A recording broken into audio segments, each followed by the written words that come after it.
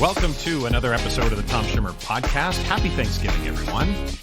Yes, you heard me correctly. Monday, October 11th is Thanksgiving Day here in Canada. Or as, of course, some like to refer to, it's Canadian Thanksgiving.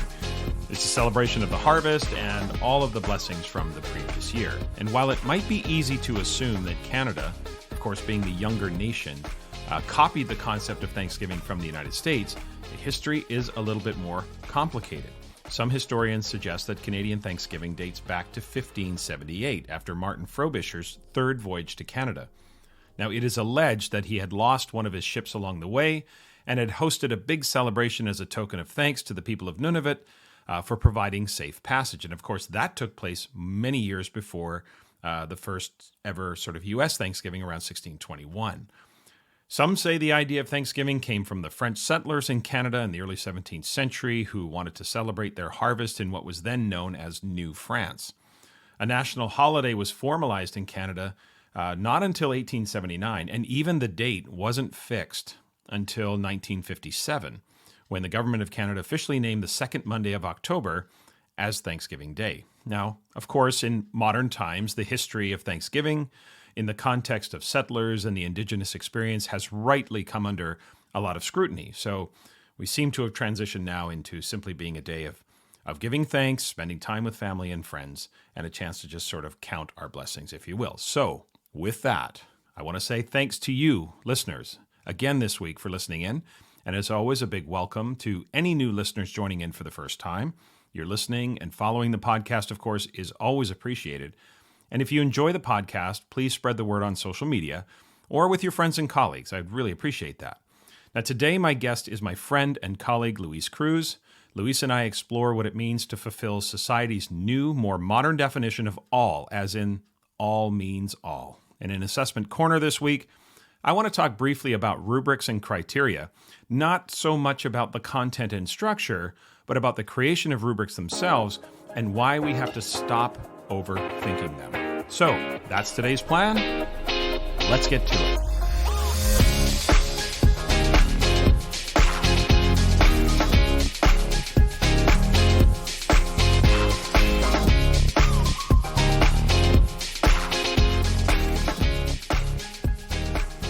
The interview with Luis Cruz is coming up, but first, don't at me. But I want to open this week with a quick story from last week about how the small things in life, even if they're manufactured, can make a big difference in how we're feeling. Now, last week I was in Moline, Illinois, which is part of the Quad Cities area, right? You've got Davenport and Bettendorf in southeastern Iowa. You've got Rock Island and Moline in northwestern Illinois. That's the Quad Cities. So I was actually working in Geneseo, Illinois, which is about 30 minutes east of Moline. I was there for 2 days, Thursday and Friday. Thursday was small group coaching sessions all day, and Friday was a full district-wide presentation for all of their K-12 teachers.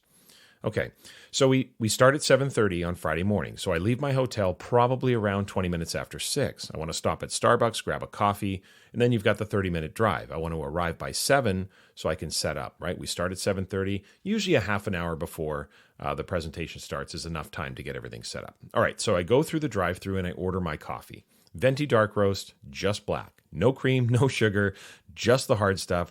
Give it to me and let's get on with our day. So I pull up to the window, and the woman at the window scans my Starbucks app, hands me my coffee, and as I go to put the cup in my cup holder of my rental car, I notice something written on the lid. So I take a quick moment to read it, and it says, "Shine bright like a diamond." It's written in black Sharpie on the lid of my coffee cup. Now, obviously, this is in reference to the lyrics of the Rihanna song, right? Diamonds. I quickly glance into the window of the Starbucks, and I see a different woman, not the woman at the window, but the woman behind her, inside the Starbucks, Sharpie in hand, writing something on the next coffee order. I thought, she's probably writing "Shine bright like a diamond" on the next coffee cup as well. So clearly the message wasn't a personal message for me, right? As if it would be. So off I drive to Geneseo, 30 minutes, periodically taking sips of my coffee. Each time I took a sip of my coffee, I read, "Shine bright like a diamond." 30 minutes. Periodically, shine bright like a diamond. Is that a little corny? Well, sure, maybe you could choose to look at it that way. After all, she probably wrote that on every cup, though she'd have to have some backup quotes, right? Because if a order had more than one coffee. So can you imagine 4 coffees in your to-go tray? If each of them had the same quote on them, lose its impact a little bit. But that was irrelevant to me. I had 1 cup. Shine bright like a diamond. Now, as generic as that exercise might sound or appear, I have to tell you, it worked. Many of you likely recall my opening from a few weeks ago about the present as epilogue, where I shared with you my morning routine about writing about the day ahead, a kind of positive affirmation where I would write about the day ahead in past tense as if the day had already occurred, or I would just write some past tense positive message to myself that asserted that the thing or experience I wanted to have happen had already happened. I do this to immediately change my mindset because I know what I think about directly and immediately impacts how I feel, that my emotions are the residual effect of what I've been predominantly thinking. So in order to exercise some influence over what I'm feeling, I start my day with a positive mindset, as positive as possible. The positive mindset for me brings positive energy into the day ahead. Okay, so back to Friday. I spent 30 minutes reading Shine Bright Like a Diamond on my coffee lid. What do you think my mindset was as I walked into the Geneseo Middle School gym to present to the K-12 teachers? As generic and manufactured as it was, having the words shine bright like a diamond, those words written on my coffee cup, they kept running through my head all day long. You better believe it impacted me.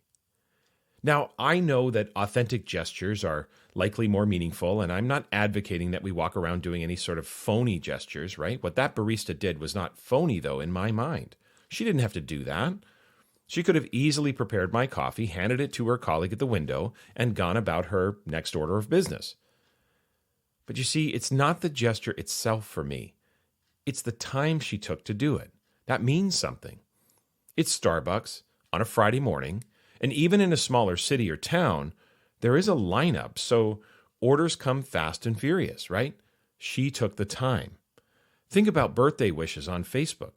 We all know that 90 to 95% of the people wishing you a happy birthday on Facebook don't have your birthday set to memory. They open up Facebook, they see the notification, and they send you a quick message. You know what? I don't care. I still feel like a rock star on that day, and it feels good that people have taken the time to say happy birthday. Even if they only type HBD. I mean, that one always cracks me up a little bit, right? I'm so busy, I only have time to type 3 letters. Typing 2 words is still too much. But still, it feels good. Now, you can choose to think it manufactured or cheesy. I choose otherwise. Now, for me, the fact that anyone makes any kind of gesture like this, it means something.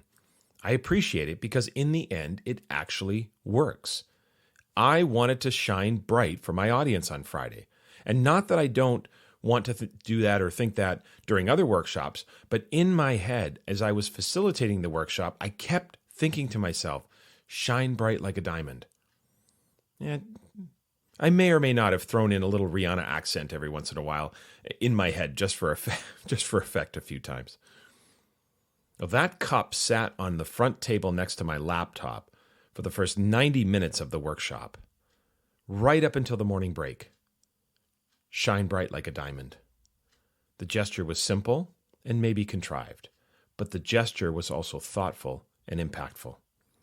It reminded me that actually impacting others is what really matters. Not every gesture has to be monumental. Just do it. It reminded me that the simplest things can have the biggest impact. It reminded me that, in fact, it is the thought that counts. That just taking a few seconds to positively impact my day was all I needed that morning.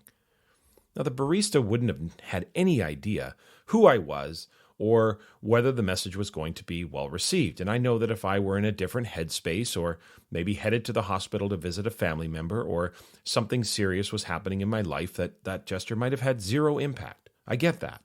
You know, when life gets serious, we're not just one song lyric on a coffee lid away from a 180-degree reversal. I get that. The barista couldn't have known that one way or the other. But what matters is we make the effort. What matters are the little things, the gestures, the things we do to make someone else's day. So I have 2 challenges for you this week. First, Find a small, subtle way to positively impact someone else's day this week. Maybe you have a habit of doing this anyway. Maybe that's just who you are. And if you do, try something new or atypical.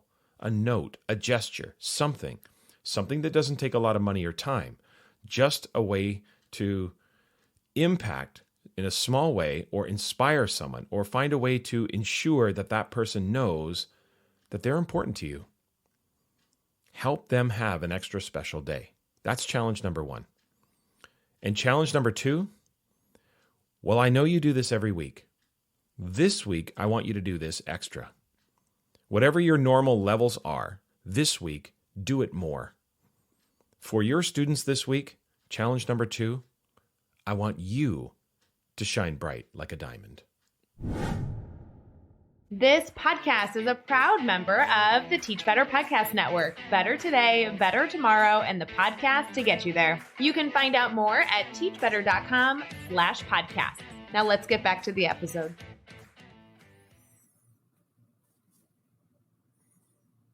Here today for the interview is my friend and fellow Solution Tree colleague, Luis Cruz. Luis has been a public school educator for over 30 years and has served students and families in elementary school, middle school, and high school, both as a teacher and a school administrator. And today, Luis is a consultant and an author who addresses issues related to equity, to English language learners, transformational leadership, and redesigning school systems for the potential to move more effectively to address our new definition of what we mean when we say all. So, Luis, I want to welcome you to the podcast today. Buenos dias. Happy to be with you, Tom. Thank you for the invitation. I'm honored, honestly. Thank you. It is so great to have you here. Not only do I value our connection as friends, but I just have the utmost respect for you and your work and all of the incredible inspiration that you bring to teachers and educators literally around the world. And I know you're going to bring that today in the podcast as well. No pressure, right? So that's right. Let's jump right into it. And before we dig into the substance and the content of our conversation today, let's start with you and the arc of your career. Walk us through the journey and maybe, those impact points along the journey that led you to becoming this author, this speaker, this globally recognized leader and expert in so many areas: equity, multilingual learners, RTI, so many areas. Tell us about the journey, Luis. What's the arc of your story? Yeah, thank you. It's funny when you say that, I instantly reflect back on a couple of things that happened in my life that I think led me to be able to do this amazing work and love doing it, right?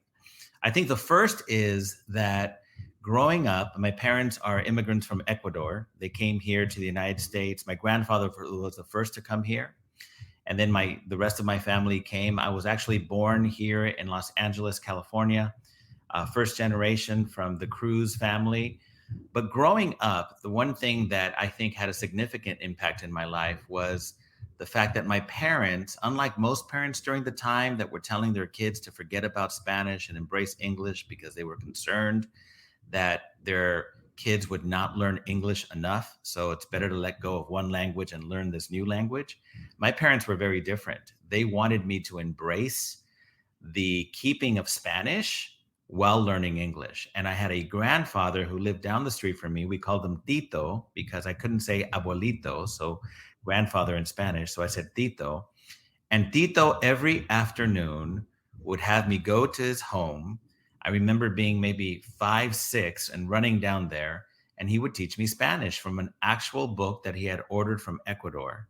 And so he would teach me Spanish so that over time, my Spanish wouldn't be sort of disappearing, if you will. It wouldn't disappear. It would remain as part of who I was. And so that was a significant part of my life because my first teacher, honestly, was my grandfather, who would take the time, 45 minutes, to literally have me read and write in Spanish because he did not want me to forget Spanish. Flash forward, I'm 18 years old, graduated from high school. I'm working at a supermarket called Lucky's, and I'm actually a courtesy clerk. Have 2 goals in life. I always share this story: to lower my car and to purchase a pull-out stereo. That's all I wanted. Woman walks into the store, asks me to help put her groceries in the trunk of her car. And she says to me, "Mijo, ¿me puedes ayudar con mis bolsas, por favor? Can you please help me with my groceries?" And I responded in Spanish. She hears me speak Spanish and she smiles and says, "You speak Spanish very well. Would you be interested in working for our local school district as a bilingual teacher's aide?" And I looked at her and said, "Thank you, but I'm a courtesy clerk. I'm making a fat $4.25 an hour. I'm good." And then she says to me the words that I often say has changed my life. She says, "We pay $10 an hour." And so I thought to myself, who in their right minds would pay someone $10 an hour to work with kids? How hard could that be? Well, little did I know that within 2 weeks of the job, I fell in love with something called first graders. And they were amazing. And I found myself no longer wanting to lower my car. I just wanted them to do well. So that was a significant episode in my life. And the third was in college. A professor, Dr. Isaac Cardenas, the department chair for the Chicano Studies program, asked me if I would speak to incoming high school students about my journey and how I got to the university. And I thought to myself, speaking in public, my God, that's frightening. How many high school kids were going to be there? And he said something like 20. I said, 20? That's a lot of kids. He says, just share your story, Luis. Well, long story short, 300 of them showed up. And I was on this stage trembling about speaking to them in public. But as I began to share my story, they started laughing. They started really sort of embracing my journey. And so that was my first introduction to public speaking, something that I do now for a living. When I asked the professor why he chose me, he said, "Because I knew you could do this. You're the only one that didn't know you could do this." And so I think that was how I was introduced to the work I do today. So a combination of those 3 episodes in my life, I think are what led me to where I am today. It's interesting, those formative years, right? The impact that just those moments can have on us. They stick with us, and they are always in the backdrop of everything we do. I'm sure still to this day, as you've just told those stories, those memories are fresh in your mind, and it probably think of them every time you get in front of an audience and you are presenting in front of hundreds, if not thousands, of people. Thinking about that first time you were asked to do the presentation in front of 300 students, where you thought it was going to be 20. Yes, that's a great story. Yeah. So, you talk about this new sort of focus of what we mean when we say all. For years, so many of us have asserted this notion that all means all, and it's almost at risk of becoming a cliche when we say all means all, but we authentically mean that our mission is to serve all learners. And that, of course, is still applicable today. That hasn't changed. But as I mentioned in the intro, and I just mentioned a moment ago, you talk a lot about society's new definition of all. So for those maybe not familiar with what you mean by that, what is that new definition of all? And maybe contrast that with the previous definition. Yeah, so I think that sometimes because we're so wrapped up in the ins and outs of daily life at a school, in a classroom, we forget context, right? And so what I have found is that we have to remind our hardworking educators that schools do not exist in a vacuum. In other words, we are a result of things that happen outside of schools, correct? And so when things outside of schools happen, politics, technological advances, economy, it affects directly what happens in schools. And so I often ask audiences, I play a game of Jeopardy with them, and I ask them to identify, Jeopardy style, who the father of the American public school system is. And you'll be surprised that many cannot, right? But once in a while, some people will say Horace Mann. They'll nail it, right? Because Horace Mann, historically, is considered the father of the American public school system. And so this is the question I pose. Did Horace Mann create a system that is in line with what we have today in our schools? And then I say it's a new definition of all, because he didn't write a chapter called "For the English learners, here's what we'll do. For the children with IEPs, this is what we'll do. For the children who come from poverty, this is what we'll do. For students of color, this is what we'll do." So the bottom line is that the definition of all back in 1830 was not the definition of all we have today. Right? If you are not a white male who owned land, you are not part of the all. So understanding that the system that we have was never created for the intentionality of the all we have today, which are all those different kinds of people that I mentioned, I think helps people understand that whether we believe it or not, we're in the business of redesigning a system that was never intended for the definition of all today in 2021, right? And so historically, I think we need to look at that. And should we be grateful to have an American public school system? Absolutely. Should we be grateful that Horace Mann and others formed what is now our American public school system? Absolutely. But much of the way it happens with our phones, we need a serious update, right? Because the iPhone 2000, iPhone 4 or 5 wouldn't work today as well as we would want it to work. Well, the same thing is true about our educational system and the fact that, bottom line, we have a new definition of all. That's such an interesting tension we have with the past, right? There are so many, the irony of we have a public school system created to be the great equalizer, to provide equal opportunity, as long as you're a white male, and that's the sort of dichotomy or the irony of the situation. And now we get into our more modern definition, and all seems to keep expanding in terms of our understanding as we modernize conversations around gender, as we modernize conversations around the acute impact of immigrants and situations at the border. The expanded notion of all, and how do you see, like, how do we navigate that? How do we begin to continue to have an understanding of what that means when it just seems like the all means all keeps expanding and keeps challenging us? What are some of the core fundamentals maybe that we just have to realize or keep in mind as we think about that expansive definition of all? It's funny because I have found myself lately reminding educators that I have the honor of working with two things. One, that we are professional educators, right? You would think, well, that's a given, but let's be clear, we are not amateur educators. We are professional educators, meaning that we have a skill set that regular people don't have when it comes to learning, right? And producing learning in others, right?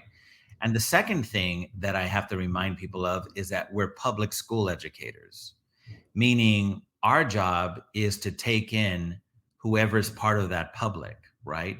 I often joke that private school teachers, as hard as I'm sure they work, cannot compare themselves to public school teachers. Now, mind you, I attended private Catholic school growing up. And I often tell the story of how 9th grade school year, a kid in my class lights up a joint. And we're all looking at him like, this guy's being a rebel. And all I remember is a nun walking in and saying, "You come with me." And then I say, I haven't seen that guy in 32 years after that incident, right? Because see, in a private school setting, we get to sort of weed out whoever's not going to make it. But as public school educators, we take them all. And in my days as the high school principal, I would have in the same room the kid that was dying to get into Harvard, but came from poverty, the kid who just immigrated here from El Salvador. And then I had the grandchild of the grandfather who started the local gang in the community. And I had to figure out, along with our faculty and staff, how we were going to give them each the opportunity to flourish in life. And that's what makes us unique. So I think we need to remind ourselves that when we signed up to become public school professional educators, we were going to make sure that all kids who showed up at our doorstep, documented, undocumented, English, no English, we're going to get the best from our professional skill set designed to produce learning for this new definition of all. I love that reference to professional, because so often in my work, when we talk about assessment, we talk about using our professional judgment. And that is true, that we have a skill set and an expertise. And folks often talk about, oh, Tom, that's so subjective. Well, subjectivity is taking your research papers to a construction site and asking the carpenters to sort through them. That's subjective. What we use is professional judgment. And I think your emphasis on that professional is such an important reminder for all of us. And I can't I can't go on without mentioning your reference to weeding out the. I don't know if that pun was intended or unintended, but I couldn't let it go. It was like, wow, that was a great point. We weed them out in more ways than one, for sure. So let's haven't seen that guy since freshman year. Since freshman year, right? So let's talk about leadership, because we know leadership matters, right? And we can all say that leadership matters. But when it comes to this expansive definition of all meaning all, and we think about that paradigm, what are some specific things that leaders, school or district leaders can do to really sort of energize or re-energize their colleagues around this renewed mission of that expansive definition of all? What are some of the things that leaders can specifically do? Yeah, and here's where I think we now need to be a little bit more specific about the kind of leadership we need, because if schools do not exist in a vacuum, then we know that based on the norms that we see in society making their way into schools, it's going to require a specific kind of leadership. There was a time when schools just required managers. In fact, there's a classic book that we study in administrative credential programs called, Managers of Virtue, because the world was one in such where in businesses, managers were needed. So the thought was schools also need managers, right? Well, it's clear today that if we're really going to redesign the system for the new definition of all, we need a specific kind of leadership, not just leadership in its generic form. And so the kind of leadership that both Dr. Anthony Muhammad and I are very passionate about and we write about is transformational leadership, right? An understanding that what we're basically saying is change is going to be required. And we get it. Change is very uncomfortable for the adults that comprise schools. Not so much the children, but definitely the adults. And so this kind of leadership that we have found called transformational leadership is going to allow us to not only embrace change, but to make sure that the enthusiasm for change spreads from leaders to those that are first followers. And we're going to increase things like motivation, morale, but most important, performance, right? So here's what we're finding. It's silly to think that because we have a new set of knowledge that educators are simply going to run with it. The truth of the matter is that change is very difficult in our profession because we've been conditioned to believe that the way we experienced it 30 years back might be the way that these kids need to experience it, right? So when we leave transformational leadership out of the equation, we leave out the vehicle that drives the changes that are necessary for us to redesign this system. So it's a conversation that is very important and one that can no longer be synonymous with admin. So when I go to a school and I say, talk to me about leadership, educators are quick to point out who the administrators are. But what I often say is we can no longer associate leadership with only admin. Why don't we have in that same description or identification teacher leaders, classified leaders? Because what I found in my experience is that if teachers are not part of that leadership, if classified staff is not part of the leadership, along with admin, then what you end up creating is a fad, not a movement, right? And so as long as those principles are there, we'll continue doing this work. But the moment they leave, we're back down to square zero. So it's an essential part of the change that we're seeking. When you talk about transformational leadership, are there some key elements that are important for administrators or leaders? We expand this definition of leader. We try to be inclusive with leadership. And of course, there are certain things about a title that go along with responsibilities and decision-making, et cetera, but trying to expand that view. What are some of the specifics around that transformation? What are some mindsets, specific practices, or systems or structures that can be put in place to sustain some of those expansive views of what leadership means? Yeah, I think there's a couple. I mean, one I mentioned, right? It can no longer be synonymous with only admin. The second is that it's not a I, it's a we. In other words, what team is going to make the change happen that we need? 3, it deals directly with change. So transformational leadership is not about managing, it's not about maintaining, it's actually designed to help change particular aspects of a system, which we know are policies, practices, procedures, but most importantly, people's mindsets, right? So here's where Carol Dweck's work comes into play, because Transformational leadership is designed to change mindsets so that the other aspects of a system, policies, practices, procedures change. Those things don't change unless we have the right mindset at a school. So this whole notion of moving from a fixed to a growth mindset is what transformational leadership helps us develop in our faculty and staff. I often say there are no evil people in our schools. No one wakes up in the morning and writes down on their things to do list, today I will screw over as many kids as I can. That would be evil. But we do have people that are very fixed minded about the possibility that a system can help our new definition of all learn at high levels. So transformational leadership is absolutely designed to be able to accomplish that.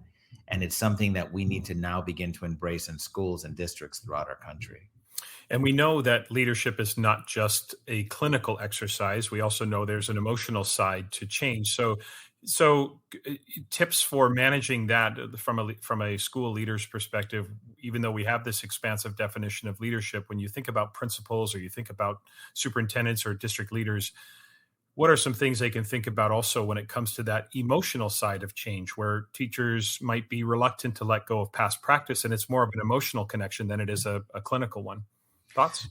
Yeah, in our work, in 2019, I had the honor of co-authoring a book with Dr. Anthony Mohammed, who, as you know, is a giant in our profession.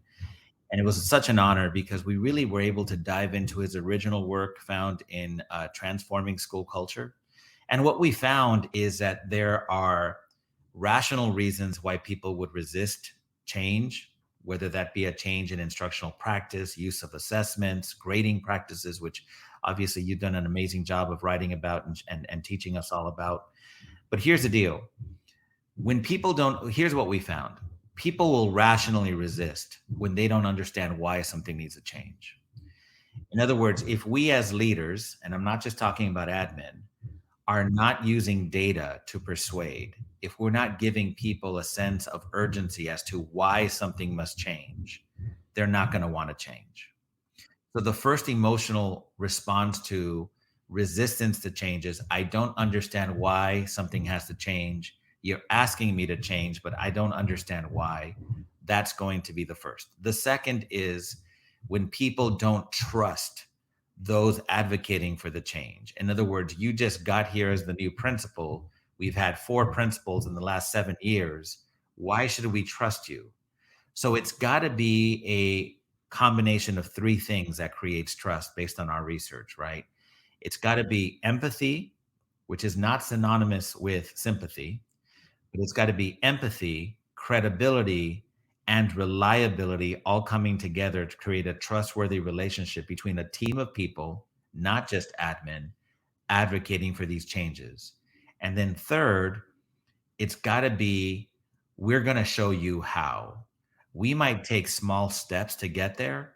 We're not just going to tell you in one quick, student-free day how to do this and then let you go and expect you to be able to do it. We're going to invite you to problem solve with us. We're going to invite you to figure this out with us. Because if we don't invite you, then we're building the fence all by ourselves. I often say people are less likely to tear down a fence they help build.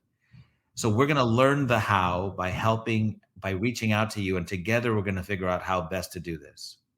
We found that when faculty and staff members who come into our profession, let's be reminded, with the moral imperative to want to help kids, but when they're fed the why, who, and how of this work, of this change that we're advocating, they become promoters of the change versus resistors of the change.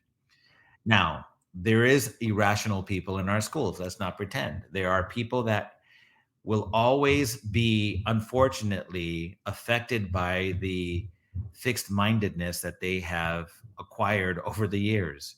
And it's funny, in Texas, they call these people cave people, colleagues against virtually everything. So the funny thing is that term is very true in schools. And this is where we now need to no longer support, but we need to hold people accountable. We need to be able to say in a very tactful and professional manner, we're not asking you if you'd like to change, we're expecting it.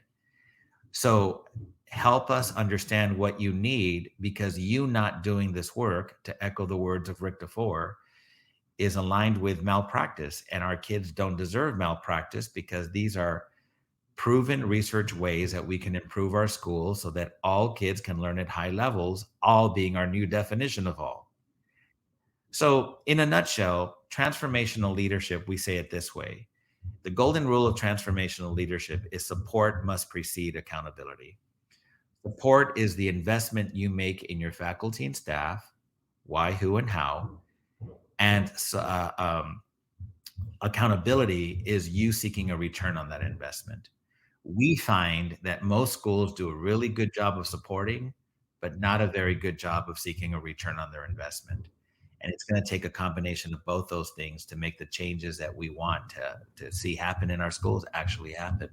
Yeah, the compelling case for why change has to occur. So many schools and leaders skip that step of really articulating why the change is so necessary in their context. And therefore, it becomes something that's almost inarguable. You say, here's the research, here's what tells us is the most favorable practice.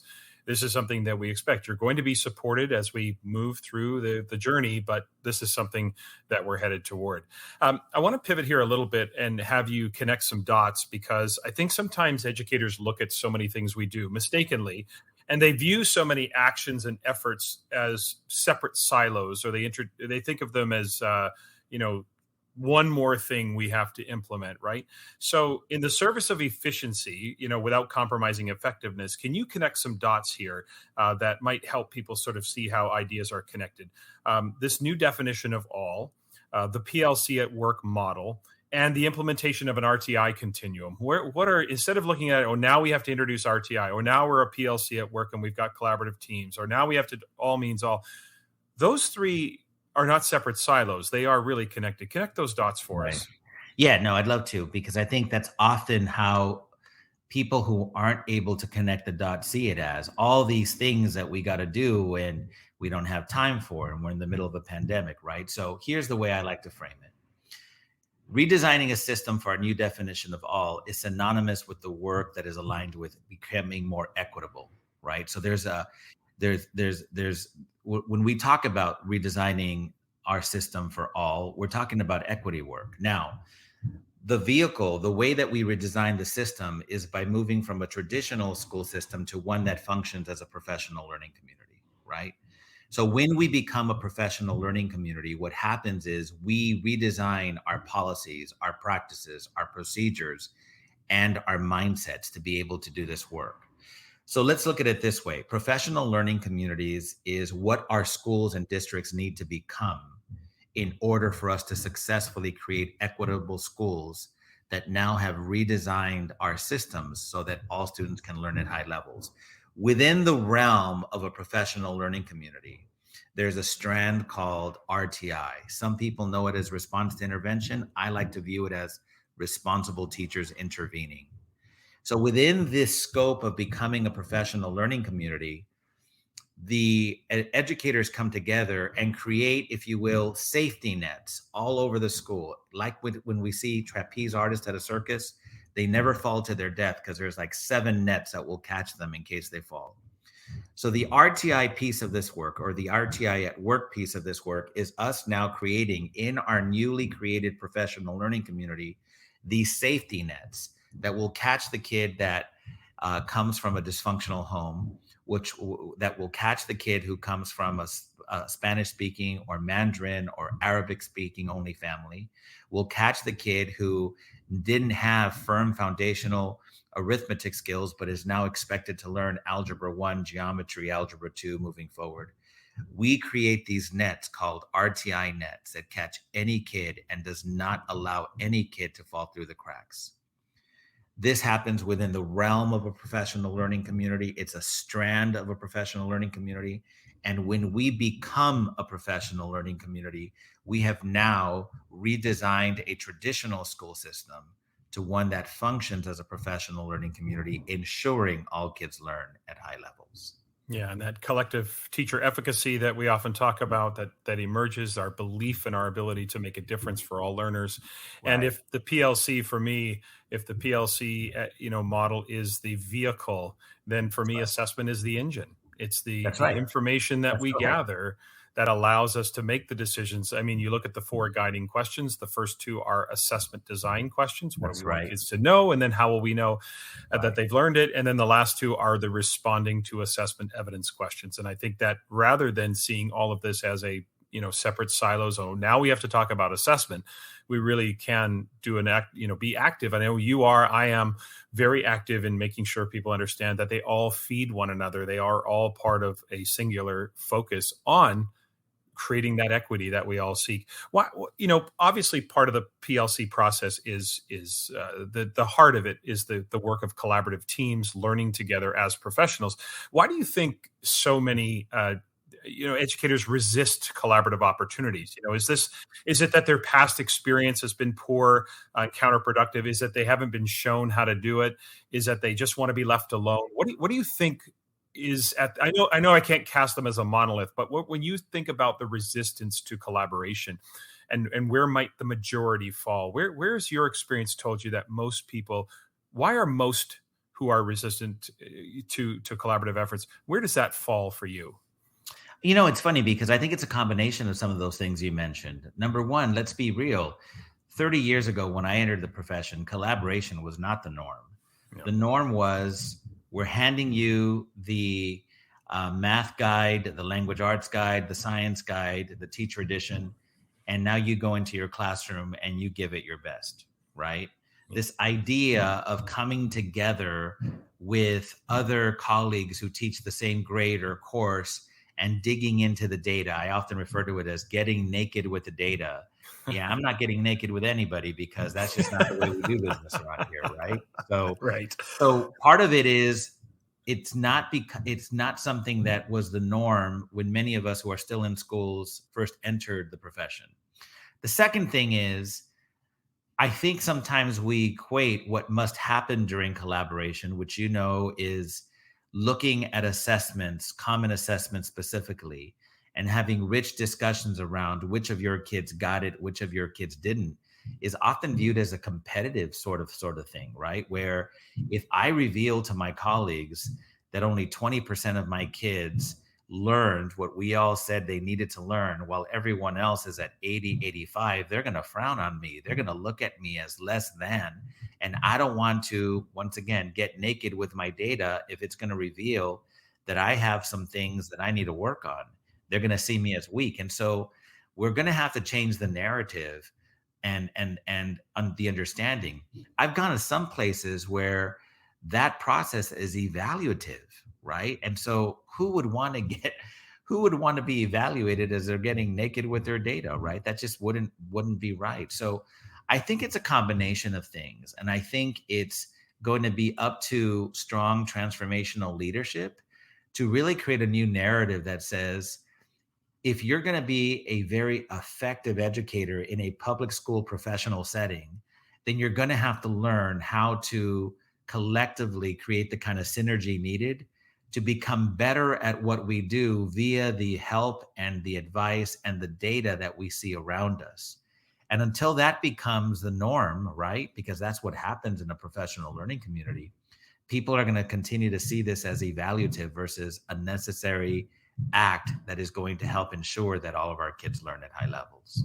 Yeah, the vulnerability of being in a collaborative team without the right structures and protocols around it. And you spoke earlier about trust and how important trust is, starting with administration and creating a context where you're not being judged. But the effort here, I think sometimes the word, the acronym PLC is thrown around and people forget what it actually means. It's a community of professionals who learn together. And part of that learning is being vulnerable. But I understand folks who are hesitant because of the atmosphere that's created around how that data is misused, common assessments. And you're right about the competitiveness amongst teachers as well, where, I look vulnerable in front of my colleagues. So it's a really complicated issue. And I know we can't cast them, like I said earlier, as a monolith, but we know that there's just so much resistance to collaboration. And yet, I know you know this, and I've seen it too, once people settle into the collaborative team and start to experience what it's like to not have to do this work alone, but to do it together, it's an incredible It's experience liberating. for them. It's Liberating for It's them. funny because Absolutely. when I was the high school principal, we were really struggling with this whole vulnerability piece, and I knew that the only way that I can promote the need for vulnerability, if you will, was for me to be vulnerable. So Yeah. I actually asked our faculty and staff to evaluate my performance as principal twice a year, to give me feedback on whether or not I was performing at a level that the research said effective principals performed at, and whether or not they thought I was meeting that. So in other words, in order for our faculty and staff to embrace getting naked with their data, I had to get naked with the faculty and staff. Right. So, and mind you, that mine was somewhat evaluative because they were giving me feedback on, am I living truth to power when it comes to being an effective principal based on all this research that is out there on what effective principals do. And it helped me become a better principal. But many people told me as I ended my years at the high school, that it was that move that I put myself out there that allowed them to say, well, look, if Luis is putting himself out there with 140 staff, then the very least I can do is put myself out there with my biology team. Right. And so sometimes we have to make sure that we don't just talk the talk, but we walk it, right? Yeah. You modeled that vulnerability. And like you say, that just shows and gives that kind of sponsorship to the idea of exposing yourself to those opportunities for feedback, and again, makes us vulnerable. But it also shows, I think, vulnerability ultimately is a sign of strength and our ability to open ourselves up to that. Now, before we finish up today, Luis, I want to ask you specifically about English language learners. As we sit here today in 2021, I want to ask you sort of a two-part question. What aspects about how we support ELs and how we serve them continue to have you frustrated? And also on the other side of that, what are some things that you look at now in terms of how we serve ELs in 2021 that have you feeling most optimistic? So let's start with the frustration so we can end on the optimistic side. So what has you feeling frustrated about how ELs continue to be served here in 2021? And then let's flip and talk about the optimistic side. Oh man, the frustration is twofold, right? The frustration is, one, if schools do not exist in a vacuum, and today we function within the context of a global economy, what better asset to have in schools than kids who can walk out potentially multilingual, right? Yeah.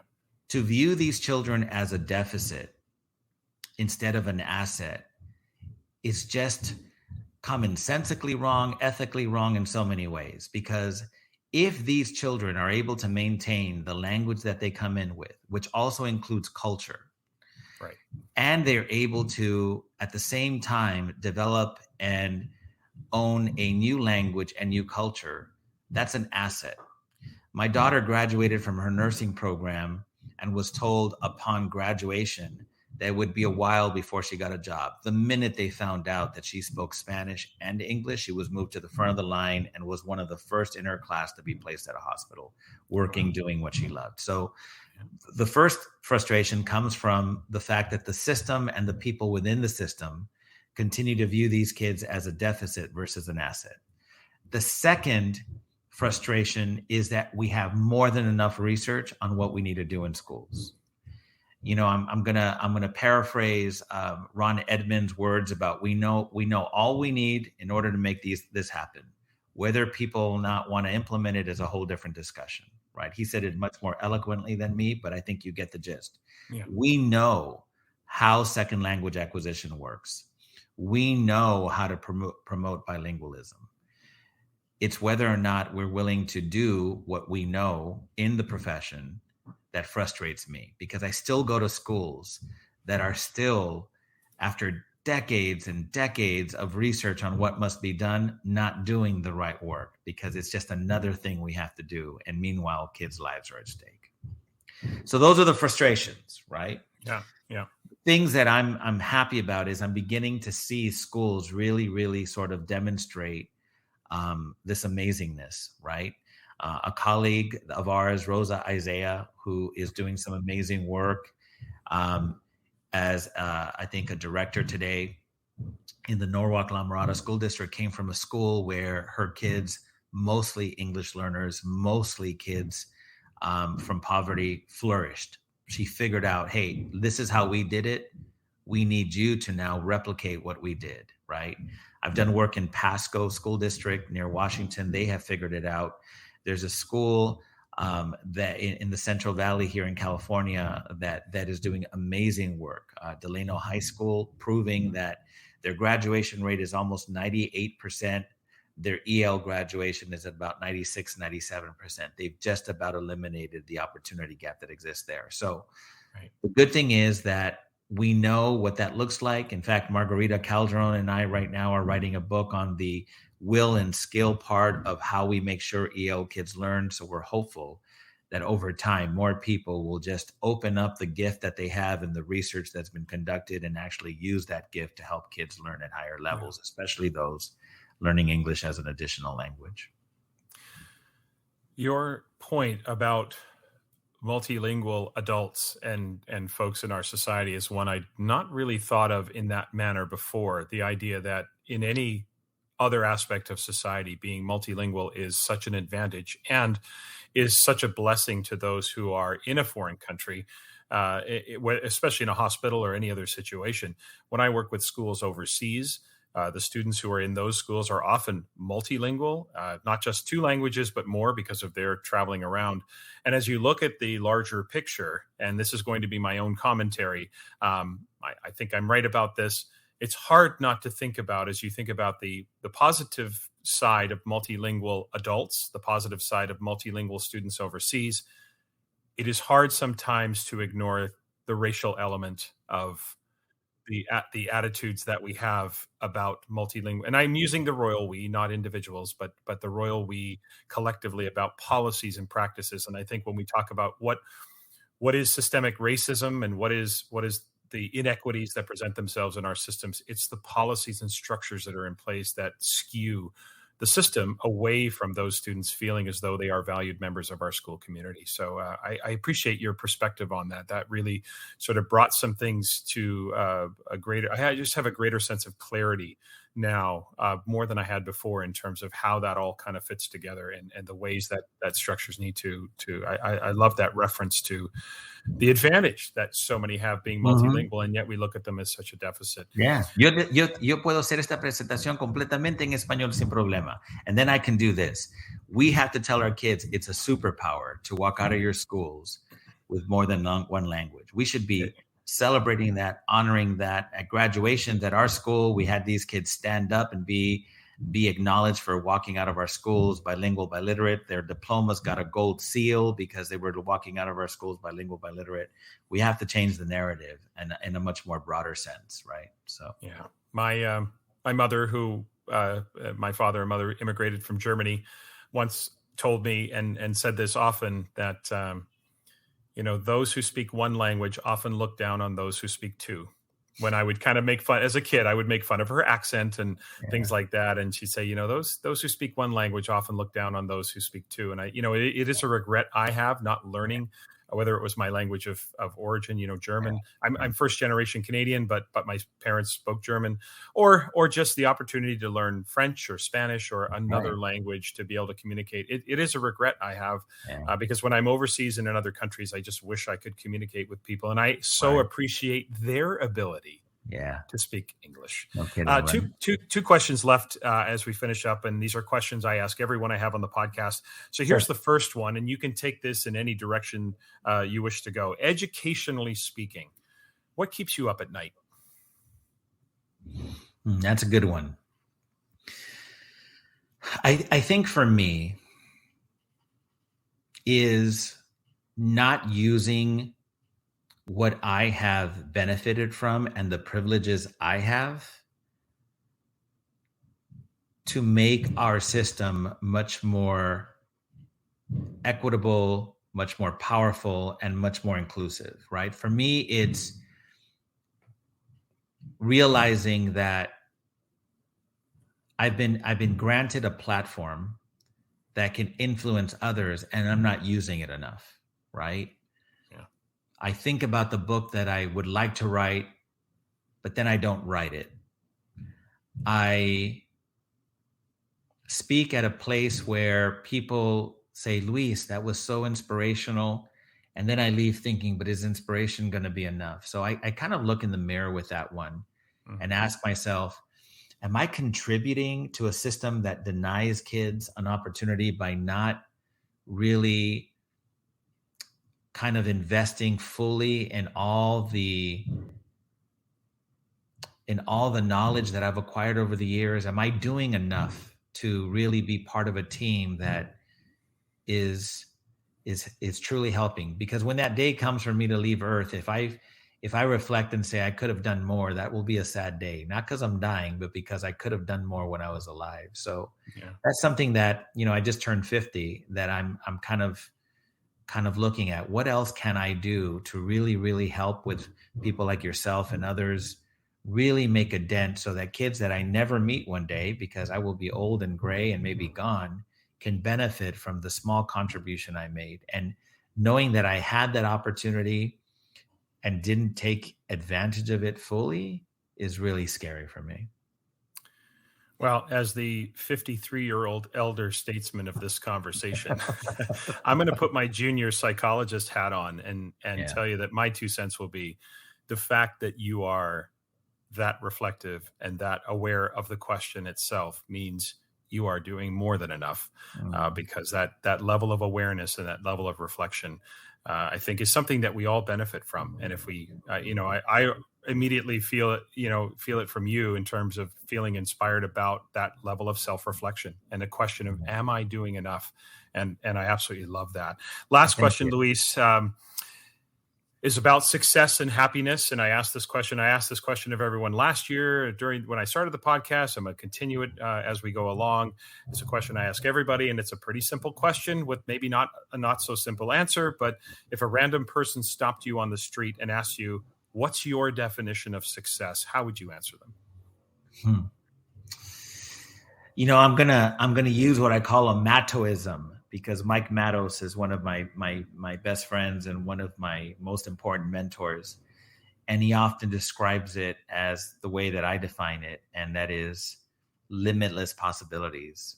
That if kids walk out of our schools and have limitless possibilities in line with what they want to accomplish, that would be a beautiful thing. Right.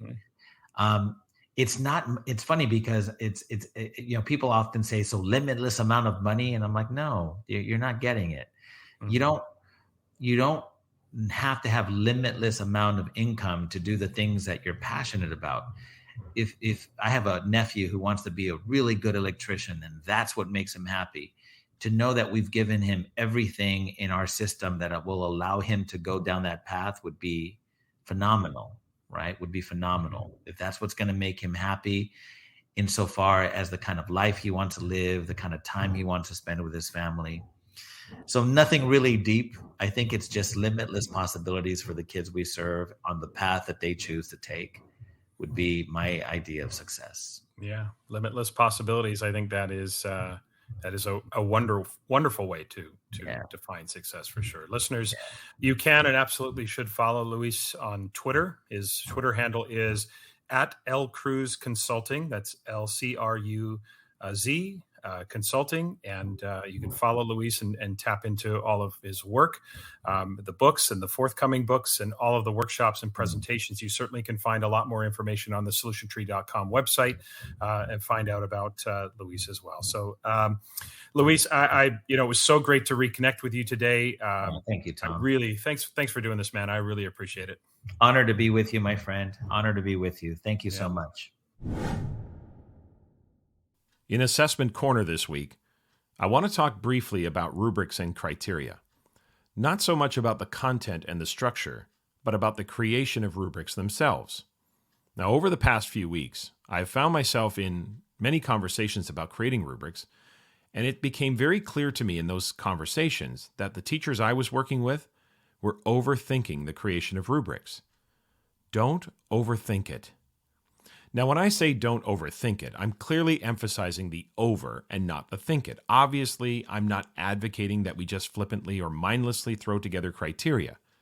We have to think through the aspects of quality and describe them along a gradation that moves from simple to sophisticated.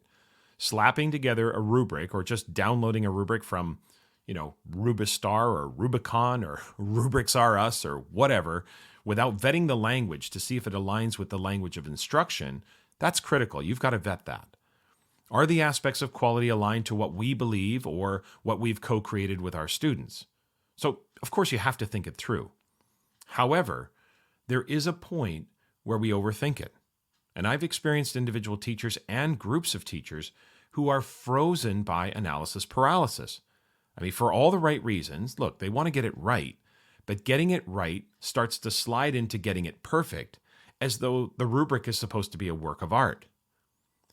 Yes, there are some aspects of criteria and rubrics that we have to think through, but we have to all understand there is no such thing as a perfect rubric. Randomly pick any rubric, examine it for long enough, and you're going to find something wrong with it. It's not that hard. The easiest thing to do in our work is to critique someone else's rubric. The hardest thing to do is create your own. So just create the rubric and use it. You'll learn more about the rubric's strengths and that which needs strengthening by actually using the tool. Remember, we're not laminating rubrics. The rubrics should have, bent corners and coffee stains on them. You should expect to be on version 4.0 in your computer files. Rubrics are living, working documents. Create the criteria and use it with your students. If an edit or a revision emerges, then just edit it or revise it. It's that simple. I think at least part of the issue is that in seeking to create the perfect rubric, we want the rubric to be as all-inclusive and as thorough as possible. So it ends up being, 2 or 3 pages, size 4 font, and paragraphs worth of information. Or worse, bullet points. This is an approach to rubrics that I think is unfavorable. You're not wrong if you do it, but I don't think it's a favorable way to create criteria for these reasons. First, bullet points often end up becoming internal checklists. So you can imagine an aspect of quality within your analytic rubric has 6 bullet points, right? Each in those isolated boxes. And this can lead to people often saying to me, Tom, what do I do if they have 3 of the aspects at the exemplary level and 3 at the proficient level? What do I do? You see, for me, this is far too granular, and it leads me to the next point. We really should think about criteria more holistically. Remember, a rubric is intended to describe quality. Then we examine the student's demonstration of learning, and we infer that that demonstration matches that description. So when describing quality, just write 1 to 3 sentences, maybe 4 sentences, whatever, that describe the aspect of quality at each level. Use consistent phrasing so that the quality words jump off the page. And that leads to the next point. Rubrics on their own, no matter how thorough they are, will always be too abstract. We need to use exemplars to bring the rubrics to life. Use examples to show, not tell. Show the students what that brief description means. Without exemplars, your rubric is just a document. Teaching the rubric through student samples that ask your students to consider quality is how they learn to match performance to description. The 1 to 3 sentences, maybe 4 sentences. It's fine. Just give it a brief description and help them make the inference. If you start getting into 5 or 6 or 7 or 8 sentences, now it's getting rather lengthy. And again, I don't want you to get locked into the number. I just want you to think about the idea that if the description starts to get too lengthy, you may need to take that aspect of quality and split it into 2. Again, this is what I would do. You're not wrong if you do it differently, but I do think there's a downside to the bullet points and the lengthy descriptions. Write your 1 to 3 sentences and then use it. Done. Right? What is the worst that can happen? The worst that can happen is that you will make a good decision, and then through using the rubric, you'll realize there's a better one. And when it comes to building criteria, think it, but don't overthink it. Whatever you create through a thoughtful process will be a good tool to use, a good experience for your students, a good professional exercise at worst. Then, if you realize that it needs adjusting, then adjust it. even mid-year if you have to. Then just let the students know about the subtle changes. Or even better, revise it with them and have them contribute to the revisions. Again, no laminating, no picture frames, no plastic sleeves. This is not a work of art. Well, it can be, but not in the sense that I'm talking about. We're not putting these rubrics in museums, okay? What you need is a succinct description that triggers a vision of what quality looks like. With the proper teaching of criteria through exemplars, the clear vision of quality will come to our mind and our students' minds. There is no straight line between the students' performances and the criteria. You have to make that scoring inference. Rubrics aren't answer keys. They describe quality, and you do the matching. And eventually, our students will do the matching. So don't overthink it. Think it, build it, use it, and revise it if necessary, and then keep using it. The more you use it, and more importantly, the more your students use it, the more your students build it, the more your students revise it, the more you will become comfortable with this whole process, and the more your students will become familiar with this whole process as well. You're already assessing your students, and you already have a sense of what quality looks like. Remember, we're not building rubrics to create a document. We build rubrics so performance criteria is clear and transparent to our students. Don't overthink it. Okay, that's all for this week. Remember to follow the podcast on Twitter for updates. That's @TomSchimmerPod. You can follow me on Twitter as well, @TomSchimmer. A Schimmer Education on Facebook, Tom Schimmer Podcast on Instagram, and Tom Schimmer Podcast on YouTube. Also, please email your questions for Assessment Corner or any suggestions you have for the podcast to tomschimmerpod@gmail.com. Next week, my guest will be Tina Bogren. Tina is a fellow Solution Tree colleague and the host of the Self-Care for Educators podcast, and that is exactly what we're going to focus on next week. Please subscribe, rate, and review the podcast, especially on Apple Podcasts, of course. And if you like what you hear, please spread the word about the podcast to your friends and colleagues and on social media. I'd really appreciate that. Have a great week, everyone.